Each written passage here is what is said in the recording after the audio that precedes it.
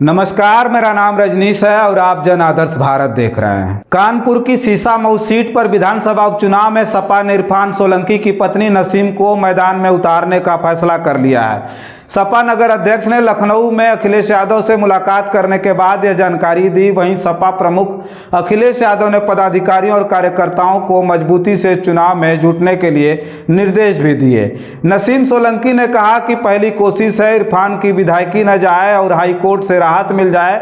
अगर उपचुनाव होगा तो पूरी ताकत से लड़ा जाएगा। क्षेत्र की जनता हमारे साथ है। सीसामऊ सीट से टिकट पाने के लिए सपा के कई बड़े नेता कोशिश में लगे थे, इसलिए अखिलेश यादव ने महानगर इकाई के पदाधिकारियों और सीसामऊ विधानसभा क्षेत्र के दोनों अध्यक्षों को लखनऊ बुलवाया। उन्होंने महानगर इकाई के अध्यक्ष हाजी फजल महमूद, वरिष्ठ उपाध्यक्ष शैलेंद्र यादव मिंटू, महासचिव संजय सिंह, बंटी सेंगर और सीसामऊ विधानसभा क्षेत्र के अध्यक्ष वरुण जायसवाल और आसिफ कादरी से मुलाकात की। उनसे बातचीत के बाद हाईकमान ने अपना निर्णय बताया। इसके बाद टिकट के लिए दावेदारी कर रहे सपा नेताओं की कोशिशों पर विराम लग गया। नगर अध्यक्ष हाजी फजल महमूद ने बताया कि राष्ट्रीय अध्यक्ष अखिलेश यादव ने निर्देश दिए कि सीसामऊ उपचुनाव में निवर्तमान विधायक इरफान सोलंकी की पत्नी नसीम सोलंकी चुनाव लड़ेंगी। इसके बाद ही चुनाव की तैयारी शुरू करने के लिए संदेश भी भिजवाया। उन्होंने बताया कि लखनऊ से लौटने के बाद नसीम सोलंकी के घर जाकर पार्टी के राष्ट्रीय अध्यक्ष का संदेश बता दिया गया है। उपचुनाव के लिए महानगर इकाई पूरी ताकत के साथ जुटेगी। इरफान सोलंकी के जेल जाने के बाद से नसीम सोलंकी मजबूती के साथ हर मामले में सामने खड़ी नजर आती हैं। इसलिए पुलिस ने नसीम पर भी शिकंजा कसने की तैयारी की। वह कानपुर हिंसा के आरोपी हाजी वसी की कंपनी हमराज कंस्ट्रक्शन में डायरेक्टर थी। साल 2018 में नसीम ने इस कंपनी के डायरेक्टर पद से इस्तीफा दे दिया था।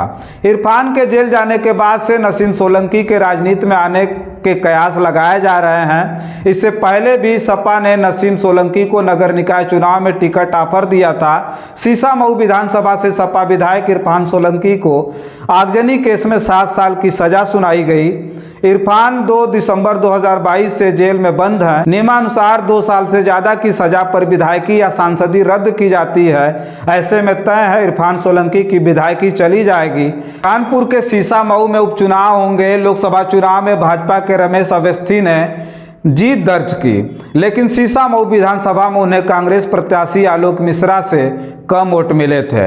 ऐसे में नसीम सोलंकी को टिकट देकर सपा ने बड़ी चाल चली है। अगर हम जाति समीकरण को ठीक से समझे तो यहाँ मुस्लिम वोटर्स 80,000 हैं, दूसरे नंबर पर ब्राह्मण लगभग 55,000 हैं, दलित 35,000, कायक 20,000, वैश्य 15,000, यादव 16,000, साथ ही सिंधी पंजाबी 2,000 हैं। अन्य वोटर्स की संख्या लगभग 35,000 है। गैंगस्टर की कार्रवाई के बाद विधायक और उनके करीबियों की लगभग 30 करोड़ से अधिक की संपत्ति जब्त की गई है। साथ ही विधायक के 5 ठिकानों पर ईडी ने छापेमारी की थी, जिसमें संपत्तियों की लंबी फहरिस्त मिली है। वहीं जब इरफान कानपुर जेल में बंद थे तब अखिलेश यादव उनसे मिलने गए थे। उसके बाद उन्हें महाराजगंज जेल शिफ्ट कर दिया गया। इरफान सोलंकी राजस्थान के अजमेर में 5 जून 1979 को हाजी मुश्ताक सोलंकी के घर जन्मे। राजनीति इरफान को विरासत में मिली है। उनके पिता मुश्ताक सोलंकी मुलायम सिंह यादव के काफी करीबी रहे हैं। अपने पिता की राजनीतिक विरासत को आगे बढ़ाते हुए सोलंकी ने पहली बार साल 2007 में उत्तर प्रदेश के कानपुर जिले में आर्य नगर सीट से विधानसभा चुनाव लड़ा। वह इस चुनाव में सपा को जीत दिलाने में सफल रहे। उसके बाद 2012 और 2017 की मोदी लहर में भी सोलंकी को कोई हरा नहीं पाया। दोनों ही चुनाव में वो सपा के टिकट पर सीसामऊ सीट से चुनाव लड़े थे। 2022 में सोलंकी को इसी सीट पर जीत मिली थी।